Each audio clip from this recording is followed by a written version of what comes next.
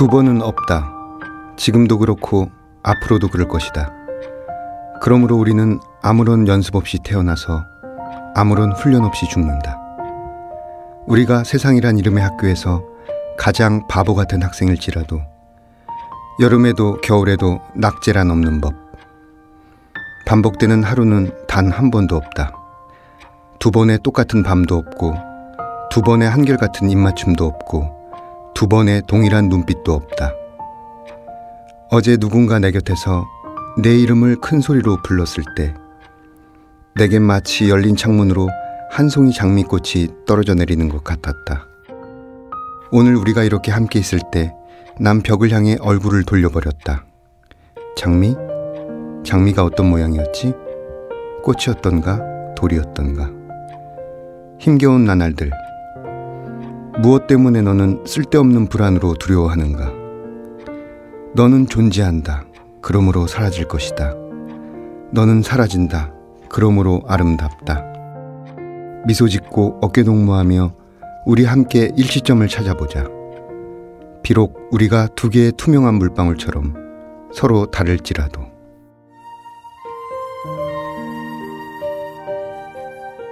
폴란드 시인 비스와바 심보르스카의 두 번은 없다를 들려드렸습니다. 지금 이 순간의 고귀함에 대해 말하는 시인의 강단과 너는 사라진다. 그러므로 아름답다는 유로에 자주 눈길이 갑니다. 하나의 작은 물방울에는 한 세계가 오롯이 담깁니다. 서로 다른 투명한 물방울들이 서로 다른 세계를 반영하는 모습은 그래서 더욱 아름답습니다. 두 번은 없기에 그것들이 가뭇없이 사라져도 또한 아름답습니다. 거리의 사람들 바람 따라 흐르면 서성이듯 혼자서 기다리고 날 부르는 기억에 흔들리는 땅콩이 사람들 사라졌네. 난 속을 퍼져서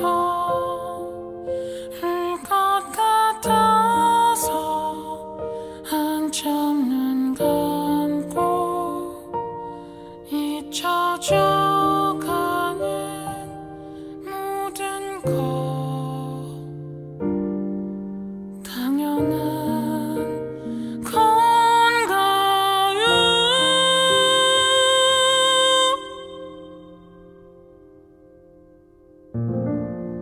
문학 라디오 헤이수의 문장의 소리. 안녕하세요. 저는 헤이수입니다. 방금 들으신 로고송 굉장히 좋지요. 이 곡은 우리 프로그램의 구성작가인 정윤우 시인이 직접 작사, 작곡, 노래, 프로듀싱까지 했습니다.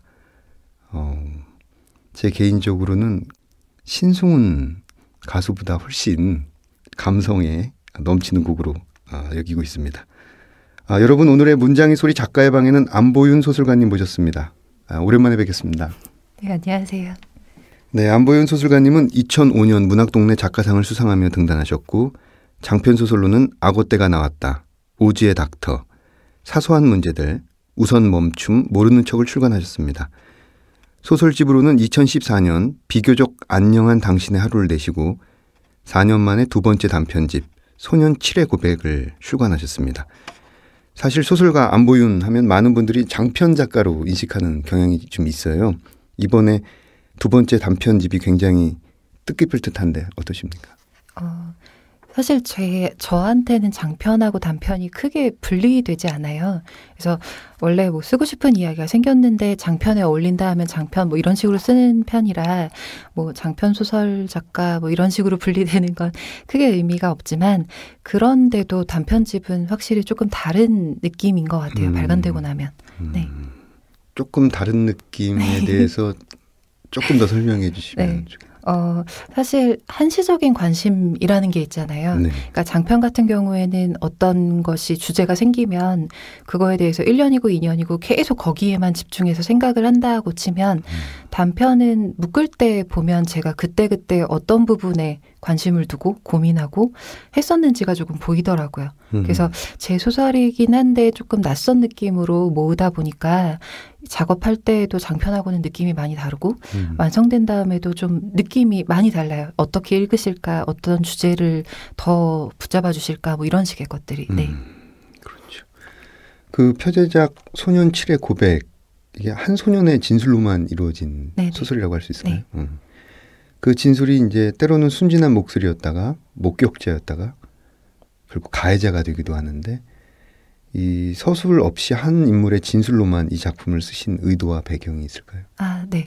일단 이 소년칠의 고백이라는 제목에서도 그랬지만 소년 혼자 모든 걸 다 했으면 좋겠다고 생각을 했어요. 그러니까 주변에서 개입하는 거, 뭐 환경적인 요소든 아니면 다른 사람이 말을 건네는 어떤 대화들이든 다른 것에 아무것도 상관없이 정말 혼자 독백하면서 죄를 고백하기도 하고 억울함을 호소하기도 하고 약간 1인극처럼 여러 가지로 보여졌으면 좋겠다라고 생각해서 썼는데 읽으실 때는 이제 어떻게 읽으셨는지 잘 모르겠어요. 네. 네. 소년의 1인극. 네, 네. 약간 그랬으면 했습니다. 네. 충분히 의도하신 바를 많은 독자분들이 느끼셨을 것 같습니다. 안보윤 작가님은 전반적으로 우리 사회의 감춰진 폭력과 그 폭력에 고통받는 사람들의 이야기를 쓰시는 경향이 좀 있고요. 근데 그러면서도 어떤 선과 악, 가해와 피해 이런 이분법보다는 악이나 폭력이 탄생되는 과정이라든지 그것을 바라보는 누군가의 시선에 대해서 다층적인 접근을 시도한다고 여겨졌어요. 표사에 그 윤희용 소설과도 비슷한 의견을 썼더라고요. 그 우리 시선에 깃든 타성과 무심함을 고발하는 작가이면서 조용하고 성실한, 그러면서 더 치명적인 분노의 관찰자라고 쓰셨던데, 작가님은 이런 소설에 대한 평가를 어떻게 생각하시는지? 일단 소설보다 더 멋진 추천사를 받아서 네, 굉장히 기뻤고, 일단 사실 제 초창기에 제가 소설을 쓸 때에는 선악을 구분하는 데에 훨씬 더 많은 시간을 썼던 것 같아요. 그러니까 폭력이 얼마나 날 것 그대로 전달될 수 있는지에 훨씬 더 집중해서 이야기를 썼다면 한 10년, 11년 막 시간이 지나면서 보니까 그 근원을 어떻게 이렇게 이분할 수 있지라는 의문들이 최근에서야 들기 시작했던 것 같아요. 그래서 완벽한 선이 없는 것처럼 완벽한 악이 없다면 어떻게 움직이고 반응하고 어떻게 판단해야 할까라는 제 고민이 훨씬 많이 반영되어 있는 부분이라 좀 좋은 말씀 많이 해주셨지만 확실히 방황하는 부분에 대해서 쓰고 있는 것 같아요. 네. 네. 근데 이런 어두운 분위기의 소설을 쓰다 보면 작가 본인에게 어떤 심리적인 영향이 네. 있지 않을까요? 있어요. 네. 굉장히 쉽게 우울해지고. 네.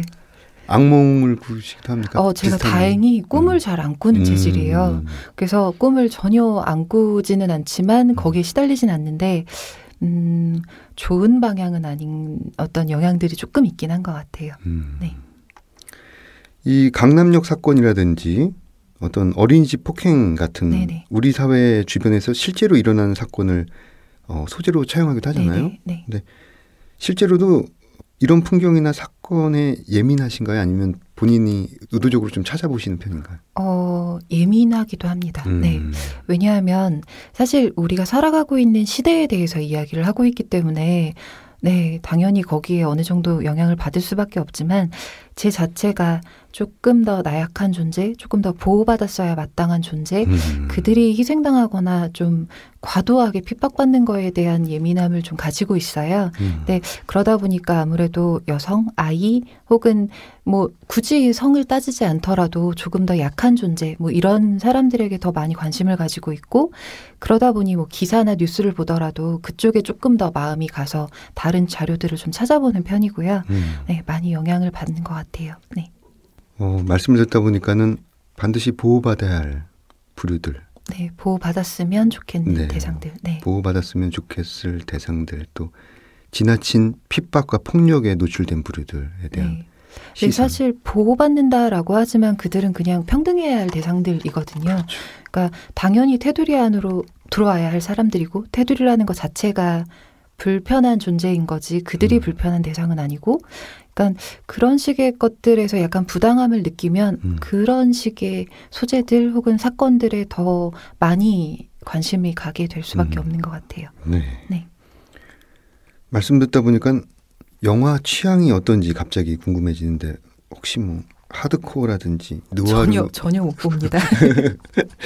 네. 아, 그런 조각은 또 네, 전혀 못 보고 제가 아까 꿈은 안 꿉니다라고 했지만 네.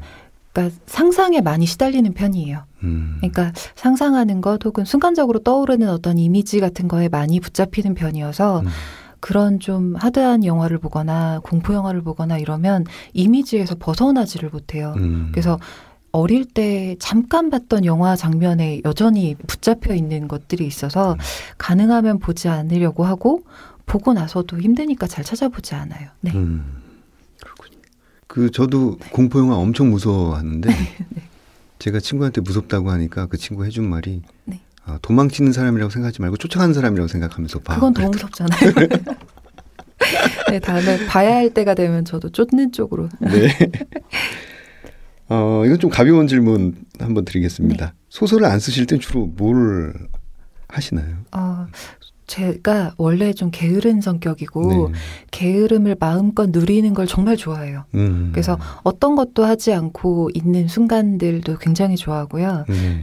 몇 년 사이에는 강아지를 괴롭히는 거. 그러니까 제가 굉장히 예뻐해주고 있는데 강아지가 굉장히 괴로워해서 그런 순간들을 느끼는 걸 되게 좋아해요. 그러니까 아무것도 하지 않고 좋아하는 책을 읽고 정말 늦게 일어나고 해가 뜬 다음에 잠들고 막 이런 식으로 게으른 시간을 실컷 보내고 있습니다. 네. 네.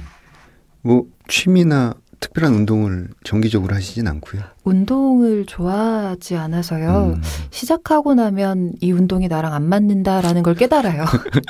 그래서 보통에 이제 시작했다가 실패한 운동들이 조금 많아서 사실 이번 겨울 넘어오고 봄으로 넘어올 때 너무 게으른 삶이어서 양궁을 한번 배워봤어요. 네, 굉장히 재미있는데 역시 저랑 잘 안 맞는 운동이어서 네, 운동하고는 인연이 없나 보다 하고 있어요. 네. 양궁. 네. 얼마나 배우셨어요? 정말 짧게 배웠어요. 네, 겨울 동안만 잠깐 배웠는데 재미있는데 되게 예민한 운동이더라고요. 그 운동 자체가. 네, 집중해야 하고 하는 거여서. 네. 그 작가들이 결국에는 소재를 어디서 찾느냐. 네. 이게 굉장히 고민스러운 부분인데 뭐 어떤 작가들은 이제 독서라든지 뭐 여행이라든지 네. 사람들과의 관계라든지 각자 그 어떤 물을 길어올리는 장소들이 있는데 안보윤 작가님은 소재를 주로 어디서 찾으시나요? 저는 소재라고 딱 자르긴 조금 뭐한데 뉴스를 되게 많이 보거든요. 근데 뉴스를 보다 보면 이렇게 눈에 들어오는 대상이 있으면 그쪽을 막 찾아보는 편이에요. 그래서 아마 시작점은 뉴스나 신문 기사이지 않을까. 네. 네. 뉴스와 신문 기사 작가들의 또 영원한 소스가 네. 되는 것이죠. 네. 전형적인. 네. 네. 안보윤 작가님께 현재 소설을 배우는 학생에게서 들은 얘기가 하나 있습니다.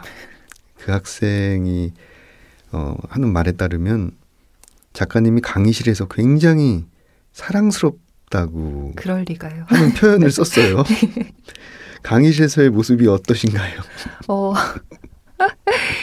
그 학생이 취향이 좀 남다른 것 같아요. 네. 사랑스러움을 느끼는 지점이 조금 다른 것 같은데 사실 강의는 제가 수업을 하면서 늘 느끼는 건데 잘 모르겠는 분야를 이렇게 가르쳐도 되나? 라는 고민을 계속해요. 그러니까 소설 강의를 하면서 말하는 지점들을 제가 정확하게 지키는 것도 아니고 또 굉장히 우연히 발현되는 것들이 많잖아요. 근데 그걸 획일적으로 가르치는 게 의미가 있을까 하고 혼자 혼란스러울 때가 있는데 아마 그런 때의 당황스러움이나 뭐 이렇게 난해해하는 혼자 이렇게 고민하는 모습들이 좀 약간 멍청해 보이고 아둔해 보이고 그래서 그렇게 표현해 주신 게 아닐까 싶습니다. 네.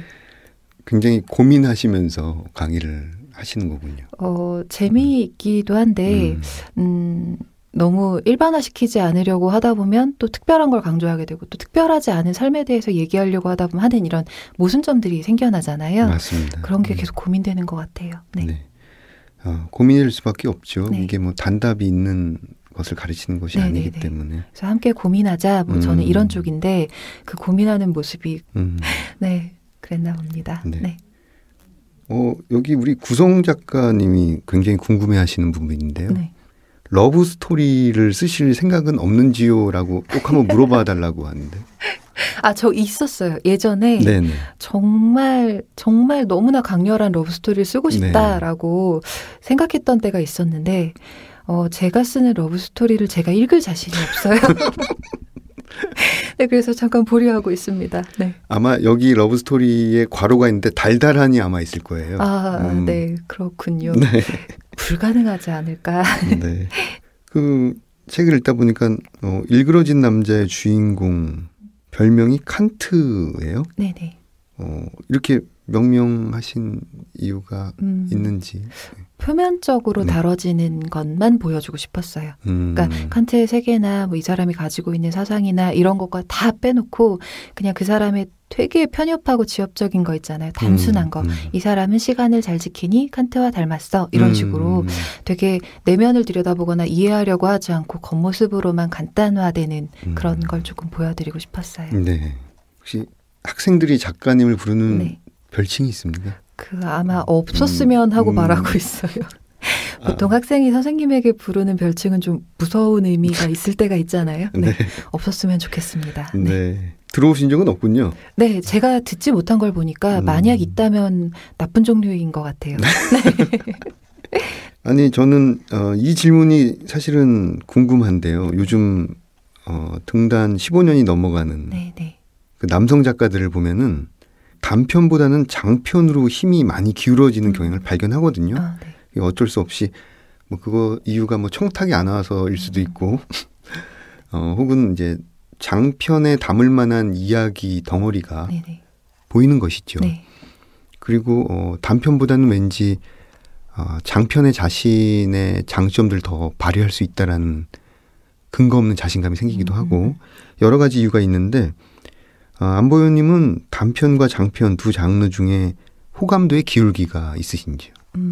저는 사실 이거를 단편을 써야지 뭐 장편을 써야지 이렇게 작정하고 쓰는 편이 아니어서 되게 실컷 얘기하고 싶을 때가 있어요. 이 주제나 인물에 대해서 정말 분량이나 여러 가지 구애받지 않고 실컷 얘기하고 싶다. 뭐 주변부의 것들도 실컷 얘기하고 싶다라고 이야기에 대한 욕구가 막 솟아오르면 장편 쪽으로 기울어지고요. 어떤 장면이나 강렬한 어떤 인상들을 남겨주고 싶다거나 그런 조금 더 단편적인 것들이 떠오르면 단편 쪽 이렇게 되게 단순하게 분리되고 있거든요. 저는. 네. 두 가지가 그래도 능숙하게 잘 되는 편으로. 능숙했으면 좋겠지만 그렇진 않아서. 네. 네. 자, 이번 코너는 내가 가장 사랑하는 문장들이라는 코너입니다. 어떤 문장들을 직접 가지고 나오셨는지 소설가의 목소리로 직접 들어보겠습니다. 지하철역 근처는 잘게 썰린 파도가 사방에서 몰아치는 듯한 모습이었다. 밀고 내려가는 사람띠와 밀고 올라오는 사람띠가 자주 부딪혔다. 어깨를 힘껏 부딪고도 아파하거나 돌아보는 사람이 없었다. 저 사람들 뼈에도 사선이 그어졌을까? 나는 버석버석한 뺨을 두드러기가 돋은 것처럼 까끌까끌한 팔을 어루만졌다. 눈을 문지르지 않기 위해 주먹을 쥐었다. 추워요? 자리 옮길까요? 주문한 커피를 받아온 여자가 물었다. 나는 고개를 저었다. 밖을 내다보는 창가 자리. 그러니까 서로를 마주볼 필요가 없는 자리가 아무래도 편했다.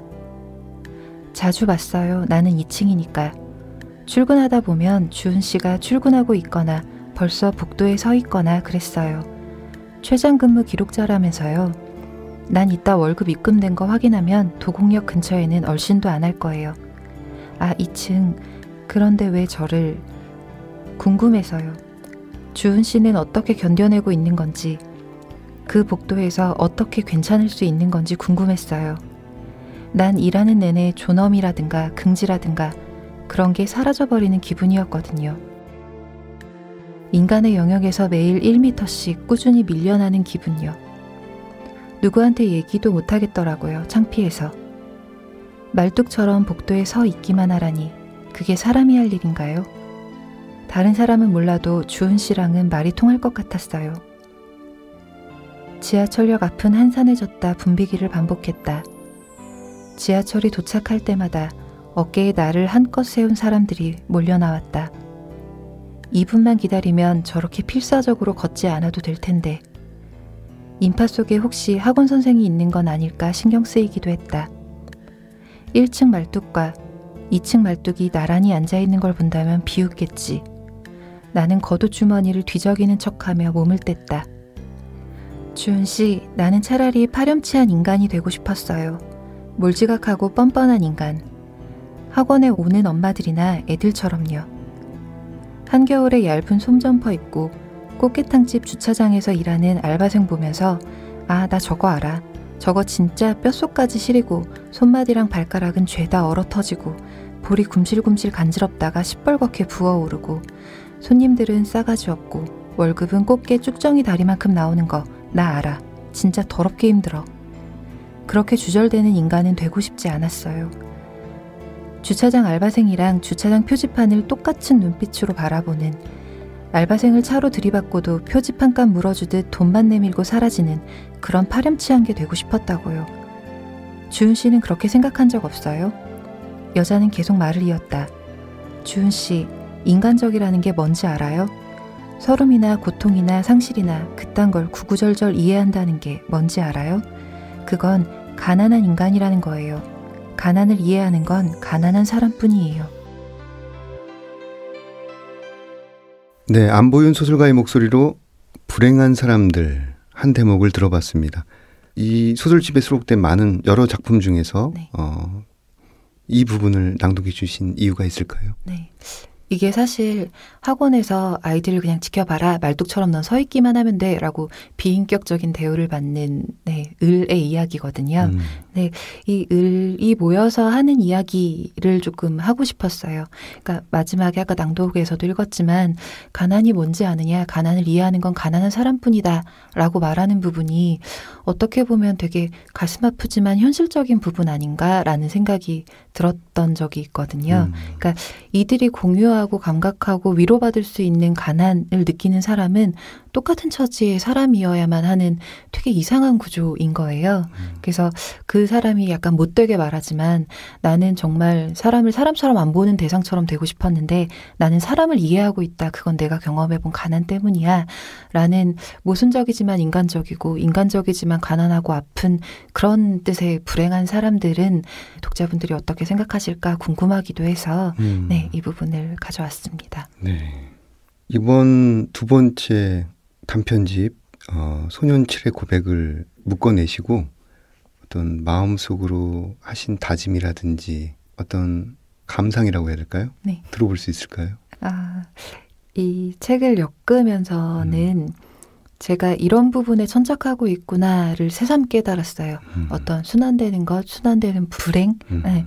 그리고 이 불행을 실감하는 사람들이 어떤 한계가 있다라는 것, 그리고 그러면서도 서로를 위로하려고 하지만 똑같은 사람들이기 때문에 약간 서로를 미워하게 되는 어떠한 순간들, 아, 내가 이런 거에 관심을 가지고 있었구나라고 조금 새삼스럽게 깨닫는 지점이었어요.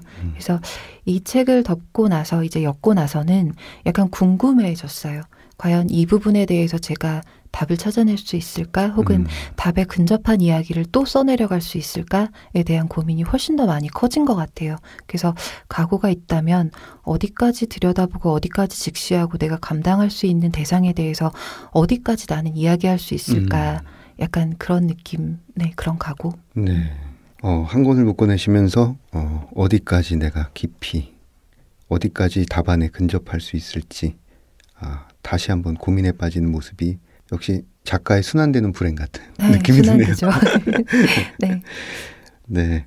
앞으로의 계획도 여쭤보지 않을 수 없는데. 네. 사실 다른 데에서 앞으로의 계획 이런 뭐 열심히 네. 쓰겠습니다. 뭐 이 정도였는데 이 책을 끝내고 나서는 목표가 하나 있었어요. 네. 여기에 여진이라는 단편이 있거든요. 근데 단편을 엮고 나서도, 그러니까 쓰고 나서도, 그리고 단편집으로 묶고 나서도 생각했던 게 아직 덜 얘기했다라는 욕심 같은 게 있어요. 그래서 이 책이 끝나자마자 고민했던 혹은 각오했던 것 중에 하나가 여진을 이제 정말 실컷 이야기해보고 싶다라는 네. 느낌이었어서 앞으로의 계획은 명확하게 여진이라는 단편을 장편으로서 충분히 얘기해보는 것이라고 네 말씀드리겠습니다. 아주 좋습니다. 마치 그 호수에 돌멩이 하나가 던져졌는데 네. 그 돌멩이가 작은 파문에서 점점 커다란 동심원을 이루면서 네, 불행한 순환을 펼쳐져 나가는 확장되는 그런 계획이라고 드립니다. 자, 이번 코너는 사운드 앤 스토리 시간인데요. 안보현님께서는 어떤 소리를 들고 오셨는지 일단 함께 들어보겠습니다.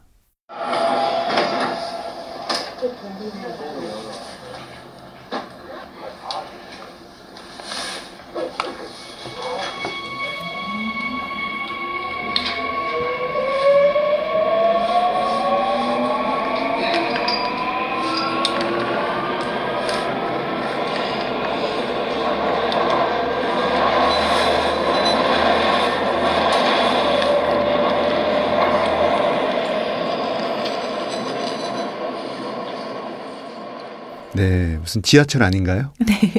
네 맞아요. 지하철 소리입니다. 지하철에 굉장히 혼잡스러운 네네. 네, 그런 상황인 것 같은데 이 소리를 가져오게 된 그 이유를 좀 들어볼 수 있을까요? 네.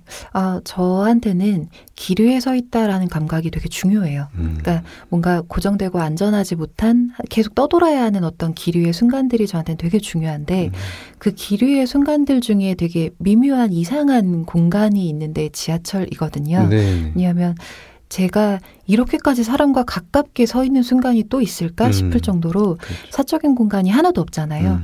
되게 많은 사람들이 불분명하게 나와 맞닿아 있는데 이들은 나와 어떤 관계성도 없다라는 부분이 저한테는 되게 새로운 지점이에요. 네. 그래서 나와 가장 가까이 몸을 맞대고 있지만 완벽한 타인이라는 것도 되게 재미있고 네. 그리고 그들이 우리라는 이름에 묶이지는 않지만 같은 공간에 같은 길 위에 서 있는 누군가와 함께 있다라는 감각도 저한테는 굉장히 신기한 감정인 것 같아요. 그래서 만약에 그 공간에 있는 사람들과 우리로 묶이는 순간이 온다면 그건 사고나 불행이 개입하는 순간일 것만 같거든요. 뭔가 누군가가 쓰러졌다거나 네. 아니면 뭔가 불행한 사고가 일어났을 때 우리가 함께 이것을 견뎌야 해. 뭐 이렇게 움직이는 굉장히 극적인 사건이 있지 않고서는 나와 명백한 타인인데 함께 길 위에 있다라는 건 같다라는 그런 지점들이 저한테는 되게 좋아서 네, 의미 있는 소리가 뭐가 있을까 고민을 하다가 지하철 소리를 가져왔어요. 네. 그 말씀을 듣다 보니까는 그 미셸 푸코가 헤테로토피아에 대해서 정의하면서 여러 가지 공간에 대해서 이야기를 하는데 그 기차와 전철에 대해서 어떻게 정의를 하냐면 이상한 관계의 다발이라는 표현을 한 게 떠오릅니다. 우리가 지하철이나 버스에 타다 보면 굉장히 말씀하신 것처럼 이상한 느낌이 있죠. 너무 가깝게 있지만 전혀 모르는 그 이상한 관계의 다발. 그것이 또 하나로 연결되는 지점이 어떤 알 수 없는 재앙이라든지 네, 저한테는 돌발적인 약간, 사고. 네, 그럴 것 같아서 네. 굉장히 재미있습니다. 이제 마무리할 시간이 왔는데요. 네. 오늘 어떠셨습니까? 생각 외의 질문을 생각 외의 질문과 재미있는 질문과 질문 속에 제 소설이나 제 성향을 파악해 주시는 부분들이 있었는데 또 네, 그렇구나라고 깨닫는 지점들이 약간 있었어요. 그러니까 제가 스스로 저를 파악하는 것과 소설을 읽고 또 파악하고 질문해 주시는 부분은 또 다를 수 있잖아요. 네. 그래서 그런 부분들을 나름대로 좀 의미 있게 듣고 새겨가고 있습니다. 네. 소설가가 되기로 결심한 순간이 있잖아요. 네. 만약에 그 순간으로 다시 돌아가신다면 이 일을 할까 말까 하는 그 순간으로 다시 돌아가신다면 어떤 결정을 내리시겠습니까? 입을 틀어막지 않을까요?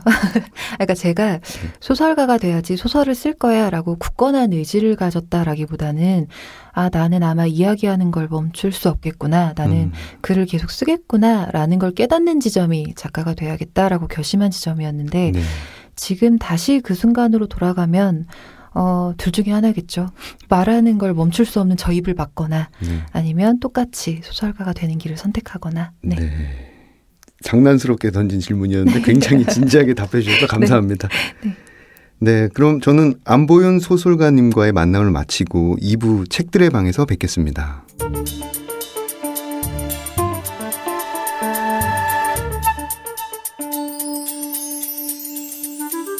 문장의 소리 2부 책들의 방. 2부 코너에서는 책과 관련된 다양한 직업군의 사람들을 초청해서 이야기를 나누고 있습니다. 지난주에 이어서 강원도 원주의 토지문화관 권오범 국장님, 경북청송의 객주문학관 박경혜 사무장님 모셨습니다. 원주 토지문화관에는 일하시는 분들이 몇 분 정도 계시고 또 그분들은 어떤 일들을 하시나요? 문화관에는 지금 6명이 근무를 좀 하고 있습니다. 우선 시설관리기사라고 해서 작가분들이 머무시는 창작 공간에 문제가 생겼을 때 그것들을 대처를 하실 수 있게 야간 근무를 해주시는 24시간 교대 근무시죠. 그렇게 해주시는 분이 2분 계시고요. 그리고 이제 작가분들의 음식을 책임지시는 조리원분, 그리고 생활 공간을 청소를 해주시는 미화 담당자분과 그리고 이제 저를 도와서 같이 저희 토지문화관을 운영을 하고 있는 학예사분이 1분 계십니다. 네. 청송 객주문학관에는 일하시는 분들이 네, 저희도 6분 계십니다. 네, 동일한 인원이네요. 네네. 네, 객주에도 시설 관리하시는 분이 1분 계시고요. 네. 그리고 전담 해설사 분이 계세요. 저희는 객주 전시관이 있기 때문에요. 그리고 연수관을 담당하시는 분, 그리고 식당에 음식을 조리해 주시는 조리사님, 그리고 저, 그리고 도서관의 사서 선생님 이렇게 6분이 계십니다. 네. 올해 레지던시에서 계획하는 일정들에는 어떤 것이 있는지, 대표적인 것만 몇 가지 어떤 일들을 계획하고 계시는지 한번 말씀해 주시죠. 저희는 입주하시게 되시면 그 첫 번째 주 목요일이나 수요일 날 같이 모여서 본인을 소개하는 시간 또는 본인의 작품 활동에 대해서 이야기 나누는 시간을 좀 가지고 있습니다. 그리고 매달 1번에서 2번 정도 원주 지역의 문화 유적지를 답사하는 네. 그 시티 투어 포스라고 하죠. 그 작가분들을 대상으로 참여를 하실 수 있게 해드리고 있고요. 네. 그리고 10월 달에 저희가 이제 박형리 문학상을 운영을 하면서 수상 작가분이 오시면은 그 작가분과 같이 이야기를 나누실 수 있게 대담을 하실 수 있게 좀 해드리고 있습니다. 그리고 올해는 아직 확정이 되지는 않았고요. 작년 같은 경우에는 매년 10월 달에 토지문화관이 위치한 회촌에 아름다운 숲길을 같이 걸어가서 다니실 수 있게 하는 회촌 숲길 걷기 행사를 했었습니다. 네. 아주 자연 친화적인 프로그램들이 굉장히 많았던 걸로 저도 기억하고 있습니다. 함께 작가들과 소풍 가는 그런 재미있는 프로그램도 있었고요. 어떻게 박경혜 사무장님. 네, 객주문학관은 작가님의 소재 개발 쪽으로 많은 프로그램을 유도를 했었어요, 사실. 네. 네. 상반기 때는 청송 지역의 이제 지역민과 밀착된 인터뷰도 하고 그리고 숨은 이야기들 그런 것들을 들을 수 있는 그런 이제 또 명소도 찾아보고 그런 프로그램을 운영했었고요. 네. 그리고 중반기 때는 지역에 청송하면 교도소가 또 유명하죠. 그래서 교도소 방문을 해서 재소자 체험을 했었습니다. 네. 실제로 수갑도 차보고요. 네. 그리고 독방에도 갇혀보고 그리고 재소자들이 직접 만든 두부도 이제 출소할 때처럼 같이 나오면서 맛을 보고 그렇게 했었습니다. 네. 그랬고 하반기 때는 저희 상주 영덕 간 도로가 개통이 되면서 영덕이 30분 만에 갈 수 있는 가까운 거리로 됐어요. 네. 그래서 저희가 아주 가까이 바다를 볼 수 있는 기회가 생겨서 하반기 프로그램으로 어촌 마을을 이제 탐방할 수 있는 그런 프로그램을 만들었어요. 네. 그래서 어촌 마을에 장날에 맞춰서 네. 가가지고 시장민들하고 인터뷰도 하고 이제 맛있는 회도 맛보고 네. 하는 기회를 가졌었습니다. 네, 한쪽은 그 살림을 특화한 프로그램, 또 다른 한쪽은 어촌까지 네. 굉장히 오늘 흥미롭습니다. 지금 이어질 부분은 그 가장 사랑하는 책에 대해서 한번 이야기를 나눠보고 싶은데요. 어떻게 읽어줄 책을 가지고 오셨죠? 네. 그럼 먼저 박경희 사무장님 어떤 책을 가지고 오셨는지 잠깐 말씀을 듣고 바로 네. 낭송 이어서 듣도록 하겠습니다. 최근에 읽은 책 중 감명 깊게 읽은 책 한 권을 가져왔습니다. 제가 오늘 준비한 책은 김주영 작가의 장편 소설 잘가요 엄마입니다. 잘가요 엄마는 자전적 소설로 어머니를 향해 부르는 사모곡 같은 책입니다. 독자로 하여금 엄마와의 추억을 떠올리게 하는 책이죠. 제가 준비한 부분은 주인공이 어머니의 장례를 치른 후 동생과 유품을 챙기는 대목입니다. 말하지도 않았는데도 아우가 핸드백을 들고 자리로 돌아와 앉으며 중얼거렸다. 이게 그러니까 말하자면 어머니의 마지막 유품이네요. 도대체 여기다 무얼 넣고 다녔을까? 그건 저도 모르겠습니다. 한 번도 눈여겨본 적이 없었으니까요. 아우가 핸드백을 열었다. 예상했던 대로 별난 물건들이 들어있지는 않았다. 손수건 2장, 그리고 상표도 떼지 않은 양말 한 켤레가 먼저 나왔다. 그러나 핸드백을 뒤적거리고 있던 아우의 손이 전혀 예상치 못한 물건 하나를 집어 올렸다. 그것은 놀랍게도 립스틱이었다. 아우가 뚜껑을 열고 립스틱을 위로 밀어 올렸다. 빨간색 립스틱이 흡사 어머니의 영혼인 것처럼 앙증스럽게 얼굴을 내밀었다. 아우와 나는 서로 눈을 마주친 채 한동안 말이 없었다. 립스틱은 얼마나 오래된 것인지 상표가 다 지워져 있었지만 사용한 흔적은 찾아볼 수 없었다. 어머니가 립스틱을 바르는 것을 나나 아우 역시 목격한 적이 없었다. 내가 물었다. 어머니 립스틱 바르는 모습 본 적 있어? 본 적 없어요. 그런데 어머니가 왜 이걸 핸드백에 넣고 다녔지? 당신도 여자라는 것을 스스로에게 확인시키며 살고 싶었겠죠. 아버지가 핸드백 하나만 달랑 사주기 민망하니까 하나 사서 넣어준 거라 기념할 만한 값어치도 있다고 생각했을 테고요. 언제 이걸 써볼까 평생을 두고 벼르기만 하시다가 끝내는 한 번도 사용해보지 못하고 돌아가신 거야. 참. 어머니가 그걸 써봤든 못 써봤든 몇십 년 동안 핸드백에 립스틱을 넣고 다녔다는 것 자체가 놀라운 일이었다.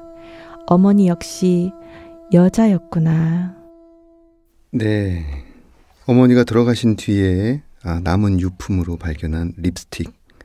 단 한 번도 사용하지 않은 그 빨간색 립스틱에 대한 아들의 깨달음과 회한이 나타난 부분이었습니다.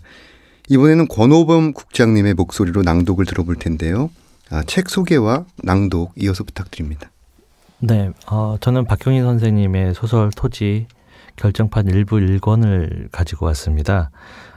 토지는 1969년서부터 94년까지 26년 동안 잡지와 신문 등을 통해서 연재가 되었고, 그리고 여러 출판사들을 통해서 출간이 되면서 문장이 달라지거나 빠진 부분들이 있어서 마로니에 북스에서 2012년도에 결정판으로 새로 출간을 하게 됐습니다. 그 가운데서 첫 대목 안에 있는 내용을 좀 읽어드리려고 합니다.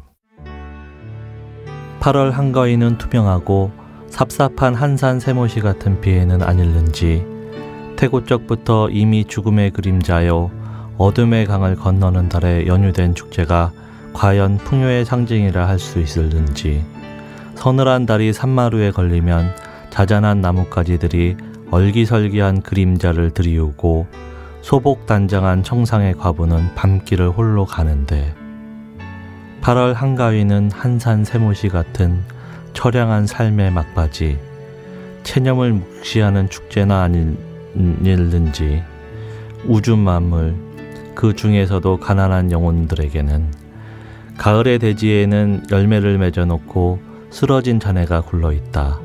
여기저기 얼마든지 굴러있다. 쓸쓸하고 안쓰럽고 엄숙한 자네 위를 검시하듯 맴돌던 찬바람은 어느 서술엔가 사람들 마음에 부딪혀와서 서러운 추억의 현을 건드려주기도 한다. 사람들은 하고 많은 이별을 생각해보는 것이다. 흉년의 초근 목피를 감당하지 못하고 죽어간 늙은 부모를 돌림병에 약 한 첩 써보지 못하고 죽인 자식을 거적에 말아서 묻은 동산을 밀란 때 관가에 끌려가서 원통하게 맞은 죽은 남편을 지금은 흙 속에서 잠이 들어버린 그 숱한 이웃들을 바람은 서러운 추억의 현을 가만 흔들어준다. 저승에서 나아가서 잘 사는가? 사람들은 익어가는 들판의 곡식에서 위안을 얻기도 한다. 그러나 들판에 익어가는 곡식은 쓰라린 마음에 못을 받기도 한다. 가난하게 굶주리며 살다 간 사람들 때문에. 네. 박경리 선생님 특유의 그 어떤 쓸쓸하고 안쓰럽고 서럽고 장엄한 풍경들이 낭독 중에도 고스란히 가슴에 와 닿습니다. 감사합니다.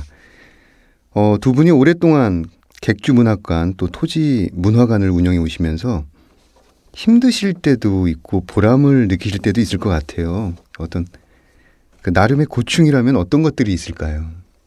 박경희 사무장님부터 말씀해 주시죠. 저는 힘들다고 생각해 본 적은 사실 거의 없었습니다. 네. 제가 어렵다면 다른 문학관도 같은 어려움을 겪고 있을 테니까요. 나라고 못할 것이 없다고 생각하고 사실 힘든 상황을 좀 즐기는 편입니다. 그중에 가장 기억에 남는 일은 작년 가을에 있었던 일입니다. 네. 바쁜 업무로 토요일에 출근을 했는데요. 네. 입주 작가님 중 한 분이 상기된 얼굴로 다급히 제게 도움을 요청하셨습니다. 네. 전날 밤 작가님께서 노트북으로 검색을 하던 중 외국 사이트를 방문했는데 노트북이 갑자기 이상해지더랍니다. 순간 너무 무섭고 두려워서 노트북을 그대로 닫고는 아침까지 한숨도 못 주무셨다고 하셨어요. 제가 노트북을 열어보니 랜섬웨어의 침해를 받아 자료가 거의 다 훼손된 상태였어요. 네. 랜섬웨어란 사용자의 컴퓨터 시스템을 잠그거나 데이터를 암호화해서 사용할 수 없도록 만드는 악성 프로그램입니다. 오랜 작업 끝에 탈고를 앞두고 있는 상황이어서 작가님은 절망에 빠져 안절부절 못하셨어요. 죽고 싶다고 하시는데 저도 무척 걱정스러웠어요. 떠시는 작가님의 손을 꼭 잡아드렸어요. 제가 도와드릴게요. 모든 것이 잘 될 테니 걱정하지 마세요. 실은 제가 컴퓨터를 전공했고 관련 인맥으로 도움을 드릴 수 있었습니다. 노트북은 무사히 수리되었고 작가님은 다행히 중요 원고를 다 살려내 출판까지 마치실 수 있었습니다. 네네. 초판 인쇄된 책 한 권을 보내주시는데 코끝이 찡했습니다. 네. 작가님이 제게 이런 말씀을 하셨어요. 이제 저는 착하게 살겠습니다. 제가 살면서 남에게 이런 도움을 받게 될 줄은 미처 몰랐습니다. 그 말씀을 듣고 제가 했던 일이 무척 뿌듯했습니다. 랜섬웨어로 거의 소실될 뻔한 잃을 뻔한 원고를 찾아주셨군요. 하여튼간 이 사무장님이 되려면은 컴퓨터 지식까지 갖춰야 될 것 같은 생각이 듭니다. 권어봉 국장님, 네, 말씀해 주시죠. 네, 저는 두 가지 좀 말씀드리고 싶은데요. 네. 우선 가장 기억에 남는 하루는 저희가 2001년도에 창작실을 운영을 하기 시작하면서 점점 많은 분들이 관심을 가지고 신청을 해주셨고 저희 토지문화관에 창작실이 좀 부족해서 박경희 선생님께서 토지를 SBS의 드라마로 방영을 하도록 하게 하고 그 원작료를 받아서 작가분들이 사용하실 수 있는 창작실 별관을 짓게 됐었습니다. 그 창작실 별관을 지으면서 이제 상냥식이라고 하죠. 대들보를 올리고 그 대들보에 명태를 감아서 실로 예. 그리고 이제 그 글을 써서 같이 올리게 되는데요. 그렇죠. 그 상냥식을 했던 날이 가장 기억에 남습니다. 원래 박경희 선생님은 작가분들이 저희 토지문화관에 입주를 하시게 되면 만나서 이야기를 하시는 거를 피하셨거든요. 왜냐하면은 작가분들과 만나서 이야기를 하면은 본인의 생각과 이야기가 그 작가분의 작품에 반영이 될 수 있기 때문에 그거는 절대로 피해야지 된다라고 말씀을 좀 해주셨었고요. 네. 그래서 작가분들을 만나지 않고 항상 뒤에서 음식을 해주시거나 아니면은 그날 먹을 채소 같은 것들을 아침 일찍 일어나셔서 준비를 해주셨었는데 그 상냥식 때 나오셔서 같이 입주하신 5분의 작가분들과 같이 막걸리를 드시면서 작가분들에게 이런 말씀을 좀 해주셨습니다. 글을 안 써도 좋으니 편히 쉬고 가라고 하셨는데요. 나중에 박경희 선생님께 왜 그런 말씀을 하셨냐고 여쭤봤더니 휴식도 다음 작품을 쓰는 준비라고 하시면서 입주하신 작가분들께서 편안히 계시다 갈 수 있게 너희는 그냥 최선을 다하라고 하셨습니다. 그 날이 가장 기억에 남는 날이고요. 네. 그리고 창작실을 운영을 하면서 보람됐던 일은 15년 만에 출간이 돼서 책을 보내주신 작가분이 계시더라고요. 네. 거기에 이제 원고지에다가 본인이 작품을 출간을 계속 하려고 했었는데 출판사들의 사정 때문에 결국 출간이 안 됐고 자비를 들여서 15년 만에 책을 내게 됐다고 네. 토지문화관에 너무 고맙다고 이렇게 그 육필 원고를 보내주셔서 네네. 책과 함께 너무 감사한 마음을 좀 먹었었습니다. 네, 역시 오래된 서울만큼 또 아주 깊고 감동 있는 이야기들이 또 많이 서려 있습니다. 혹시 이 자리를 빌어서 이 레지던시에 지원하려는 작가들에게 부탁하실 말씀, 혹시 당부하고 싶은 말씀이 있으실까요? 박경희 사무장님. 저는 지금까지 입주하셨던 작가님들께 부탁보다는 열심히 작업하시고 별 탈 없이 잘 지내주셔서 이 자리를 빌어 감사 인사를 드리고 싶습니다. 네. 입주 기간을 마치고 돌아가시는 작가님들 보면 그새 정이 들어서 먼 길 자식 떠나보내듯 짠합니다. 그분들의 뒷모습을 보면 네. 저는 기도를 합니다. 저분이 여기에서 쓰신 작품이 꼭 세상을 놀라게 할 뛰어난 작품이 되게 해주세요. 노벨문학상이 대한민국 청송 객주문학관에서 꼭 나오게 해주세요. 상상만 해도 신나는 일이잖아요. 네. 네. 권호범 선생님. 네. 저는 창작실에 관심을 가지고 계신 작가분들한테 말씀을 드릴 내용이 좀 하나 있습니다. 사실은 저희 토지문화관을 비롯해서 뭐 객주문학관이라든가 다른 문학 레지던스를 하는 곳들이 대부분은 그 신청서를 가지고 그 심사를 하게 됩니다. 그리고 그 심사를 해주시는 분들은 주로 문학계에서 활동을 하고 계시는 원로 작가분들이나 중견 작가분들로 이제 재능 기부 형태로 작가분들을 선정을 해주시고 계시는데요. 우선 그분들한테 좀 감사하다는 말씀도 좀 드리고 싶고요. 네. 그리고 이제 신청서 하나만을 가지고 심사를 하시다 보니까 그 안에 좀 더 자세한 내용들, 본인이 어떤 계획을 가지고 있고 이 작품을 쓰기 위해서 어떤 준비를 했고 그 작품을 쓰기 위해서 어떻게 진행을 하겠다라는 자세한 내용을 좀 적어주시기를 바라고 있습니다. 항상 저희 토지문화관에 입주 작가분들을 선정을 해서 발표를 하면 전화를 많이들 주세요. 왜 본인이 안 됐느냐라고 문의를 하시는 분들이 많은데 그분들에게 항상 그런 말씀드립니다. 저희가 신청서 한 장만을 가지고 물론 이제 추가 자료가 더 뒤에 붙는 경우도 있기는 하지만 신청서 한 장만을 가지고 심사를 하기 때문에 그 내용을 좀 더 자세하게 본인이 어떤 작품을 썼고 또 어떤 작품 활동을 했었는지를 좀 적어주십시오라고 공지를 하는데도 불구하고 그냥 작품 제목 하나 난 여기서 소설을 쓰고 싶다. 뭐 이런 간단한 내용만 보내주시는 분들이 계셔서 네. 이분들도 저희 토지문화관에 오셔서 좋은 작품을 쓰시면 좋을 텐데라는 안타까운 마음을 가지고 항상 말씀을 드리는데도 잘 안 되더라고요. 네. 앞으로 지원하시는 분들은 좀 본인 어떤 계획이라든지 어떤 이력을 가지고 있는지 좀 구체적으로 기술하시면 선발에 큰 도움이 될 것 같습니다. 지금까지 많은 행사들을 하셨잖아요. 여러 가지 행사들을 지금 하셨는데 앞으로 이 국장님과 사무장님께 경제적 재량이라든지 인원적 재량이 무제한으로 주어진다면 이건 꼭 해보고 싶다 하는 행사가 있으신지요? 예, 저는 한 가지 있습니다. 네. 어린 학생들을 대상으로 100일장을 열고 싶습니다. 네. 청송군 진보면 시골에서 우리 어린 아이들이 객주문학관의 김주영 작가를 보고 자라면서 나도 열심히 노력만 하면 시골에서도 훌륭한 사람이 될 수 있다는 희망을 가집니다. 그래서 청송 군내에 있는 유치부부터 초중 고등학생을 대상으로 100일장을 열고 싶습니다. 김주영 작가님과 입주 작가님들이 손수 심사를 하여서 뛰어난 작가의 제목이 될 만한 작품을 뽑는 거죠. 이 행사를 계기로 우리 아이들이 김주영 작가님처럼 훌륭한 작가의 길로 들어서는 첫 단추가 되길 바랍니다. 네, 알겠습니다. 그건 꼭 이루어질 것 같은 예감이 드네요. 네, 권호봉 국장님.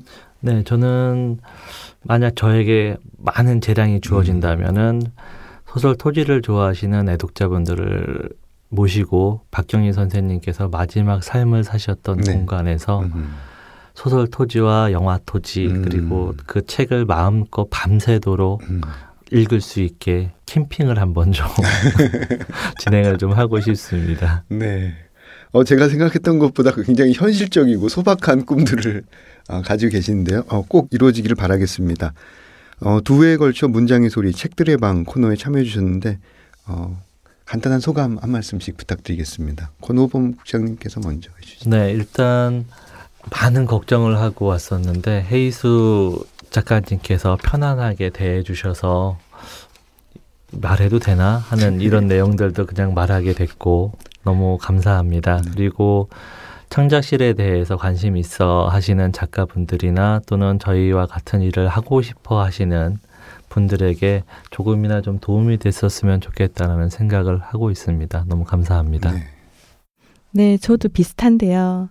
작가님들께 레지던시를 소개하는 일은 자신에게 맞는 집필 공간을 알아볼 수 있는 좋은 정보를 제공하는 일인 것 같습니다. 청송의 객주문학관을 모르시는 분들께 많은 도움이 되셨으면 하고요. 운영 실무자로서 저도 다시 일자리로 돌아가 최선의 노력을 다하겠습니다. 네. 감사합니다. 네, 저는 개인적으로 전에 두 창작 공간을 경험하면서 여기 앉아 계신 두 분이 일하시는 모습을 가까이 뵌 적이 있습니다.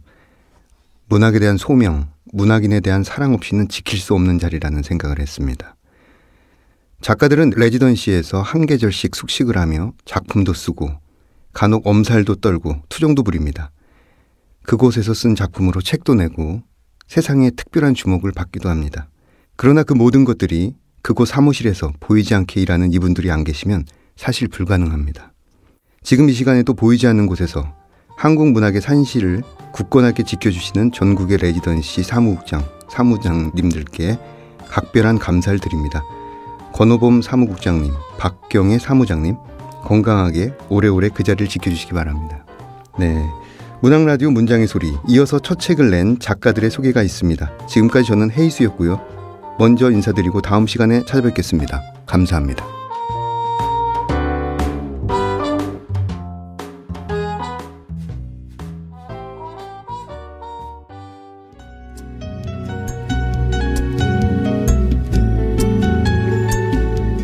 문장의 소리 정현우 시인입니다. 오늘은 첫 시집 나에게는 1000개의 서랍이 있다를 출간한 이윤옥 시인과 함께 하겠습니다. 네, 안녕하세요. 시 쓰는 이윤옥입니다. 서울에서 편집자 일을 하고 있습니다.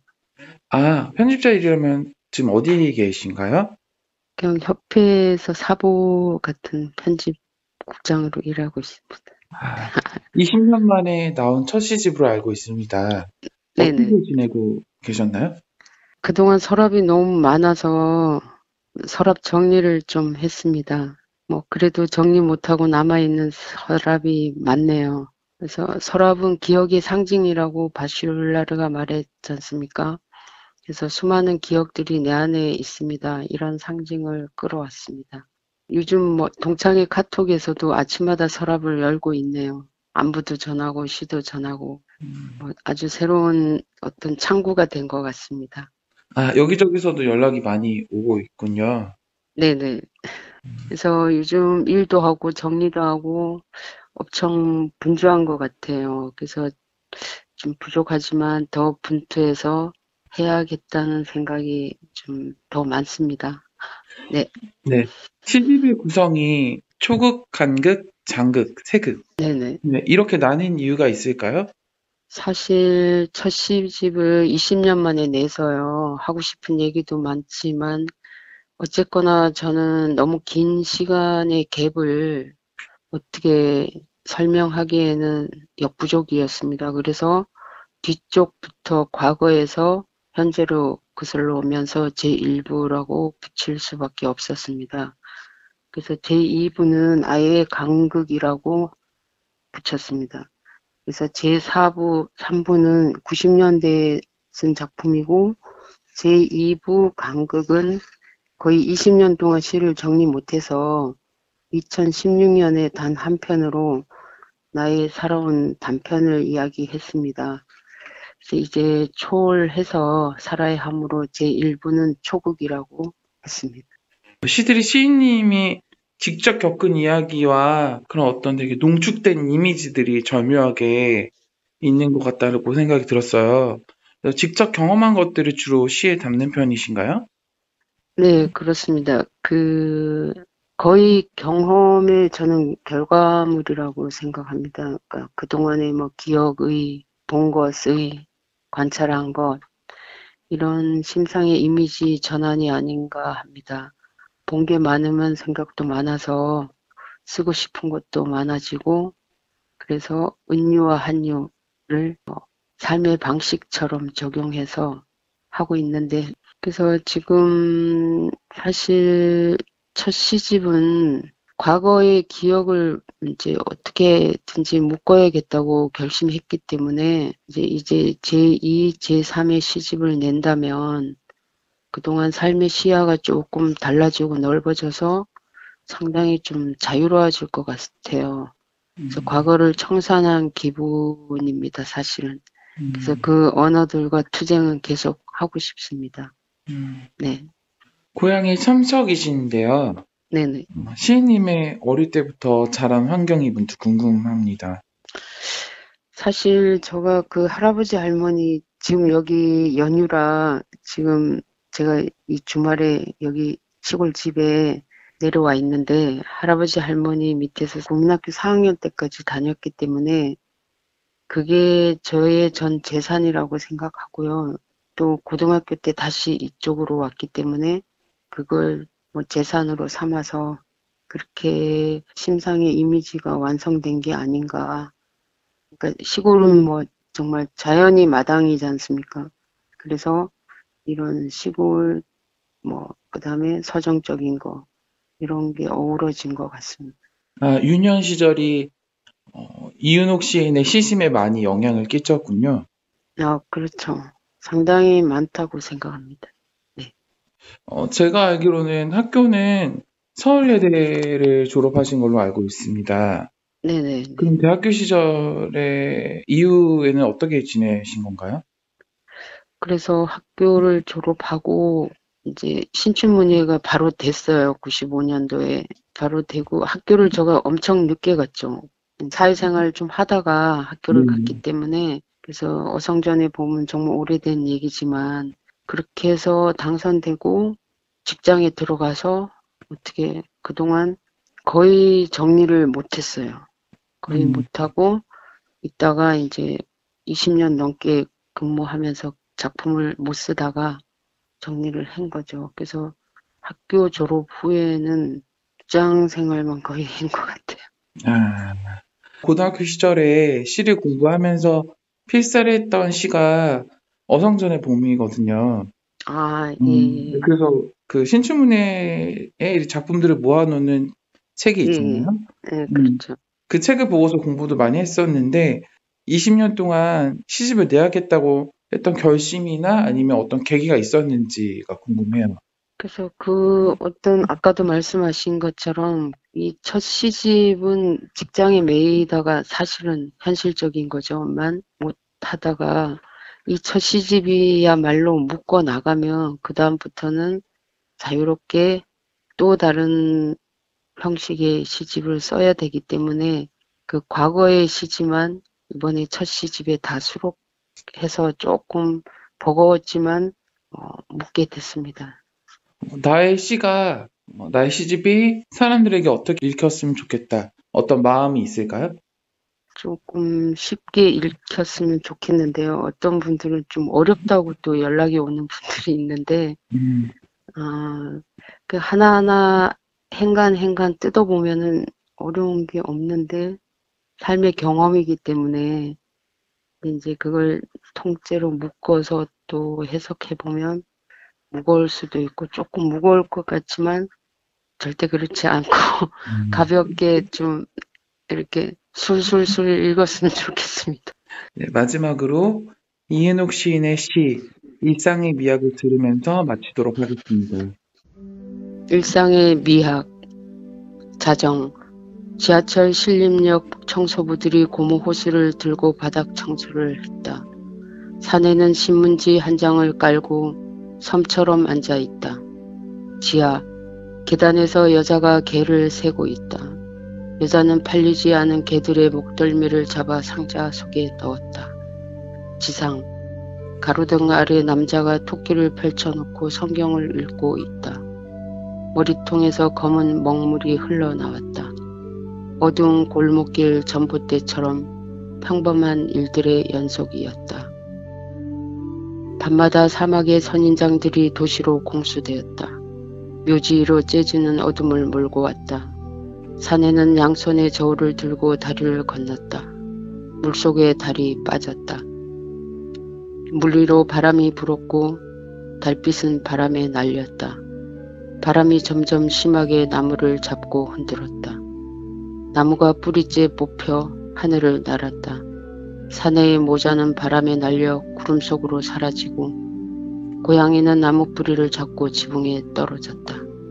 사람들은 개를 한 마리씩 안고 집으로 돌아왔다.